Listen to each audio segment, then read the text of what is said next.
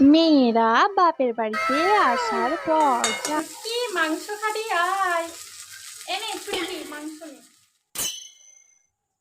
মাংস কষা কষা আমি খেয়ে নি এখন।你别笑。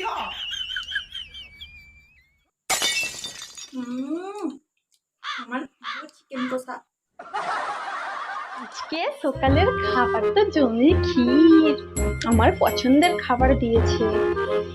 গুড়কাঠি কতদিন আমি খাই নাই, আর কটকটি ভাজা আমার প্রিয় প্রিয় খাবার দিয়েছে। বাপের বাড়ি আসার মজাটাই আলাদা। এখন আমি খেয়ে নিই। আর শ্বশুর বাড়িতে দেখো ভোর সকালবেলা উঠবো, কাজ করে উঠবো, উঠে নাকে দড়ি বেঁধে তুমি এখন কাজ করেই যাও করে যাও, সবার মনোযোগী দাও, সবার মনোযোগী কোথায় বলো চলো সব কাজ করে দাও, তাও কোনো কিছু না। সবার পেট ভরার পর দিলার পর কোথায় 5 মিনিট দুটো পরে থাকবে, তারপর তুমি খাও। থাক ওই বুড়ির কথা শুনে লাভ নেই, তুমি খেয়ে নি। একটু ফোনটাও ঘেটে নি। কি হলো আমার ফোনটা যেন ভারী ভারী লাগছে। আচ্ছা কানেরটা খোলা হয়নি, এখানে আমি কানেরটা খুলে নি। এখানে আমাকে কে দেখতে এসছে? এখানে কি শাশুড়ি আছে নাকি যে আমাকে দেখবে? এটা আমার বাপের ঘর, আমি যা ইচ্ছে করতে পারি। ও কি হালকা লাগলো কানটা আমার এতক্ষণে। যাই আমি খেয়ে নিই এখন।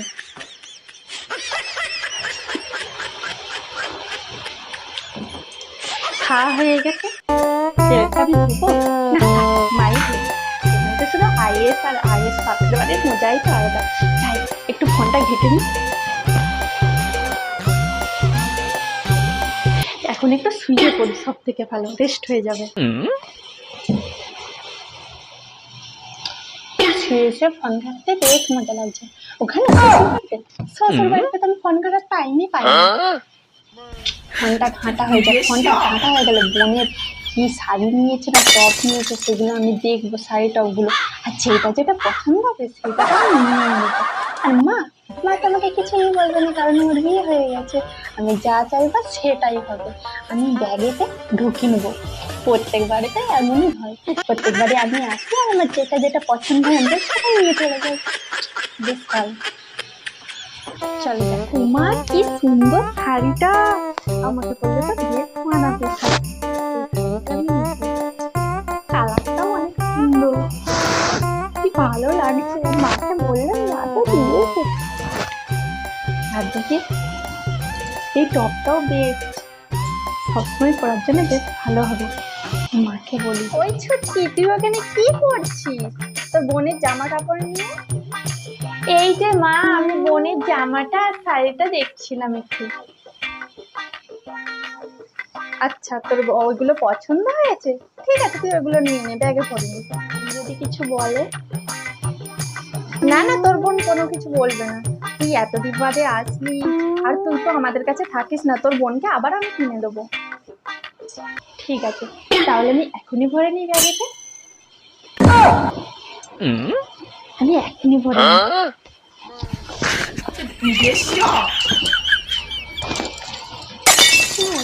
এনে তোর জন্য আমি কোলা এনেছি, তোর জটা ইচ্ছে তুই এখান থেকে খেয়ে নে। ওই টেপির মাকে বলে রেখেছিলাম যে আমার বড় মেয়ে এসেছে, যে ও কোলাটা খুব পছন্দ করে, সেই জন্য এনে মা। ঠিক আছে দাও মা।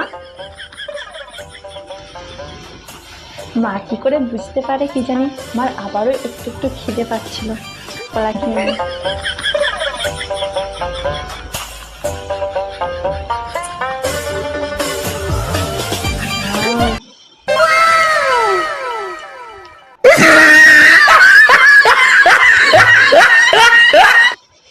কতদিন পর একটু শান্তিতে যাই হোক শান্তিটা করতে পেলাম। ওখানে তো মানে কোনো কিছুই শান্তি নেই। বাথরুমে ঢুকো, ননদ বৌদি বৌদি তাড়াতাড়ি নাও, কখন দেখছি দেওর বৌদি তাড়াতাড়ি নাও, বাপরে কোনো কিছুতেই আমি যেটাই করতে যাই ওদের সেটাই দরকার পড়েছে।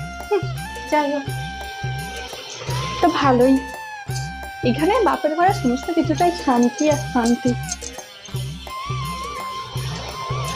চুলটা ভালো করে মুছে নি।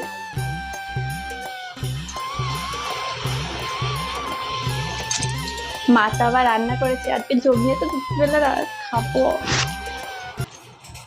মা, আমার প্রিয় চিকেন রান্না করছো তুমি? হ্যাঁ রে মা, তুই চিকেন খেতে পছন্দ করিস না, সেই জন্য তোর জন্যই আমি বানাচ্ছি।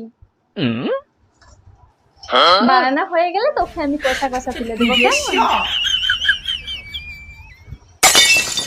ছুটকি, মাংস খাবি? আয়, এনে ছুটকি মাংস।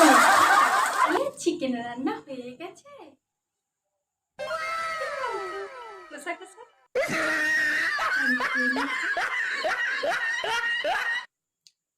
ছুটকি, আয় মা, খাবি? আয়, তোর ভাত রেডি করে রেখে দিয়েছি, চলে আয়, আগে তুই খেয়ে নে।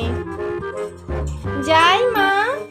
মা কত সুন্দর করে আমার বাটিটা, মাংসের বাটিটা সাজিয়ে দিয়েছে, আর ভাতটাও সাজিয়ে দিয়েছে, তো সুন্দর।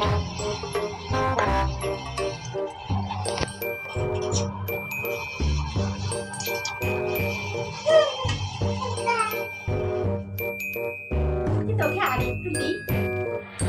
লোকা হয়ে যাচ্ছে। মার নুবো না, এই ভাত ভর্তি হয়ে গেছে, আর নুবো না বলছি, আবার দিয়েছে।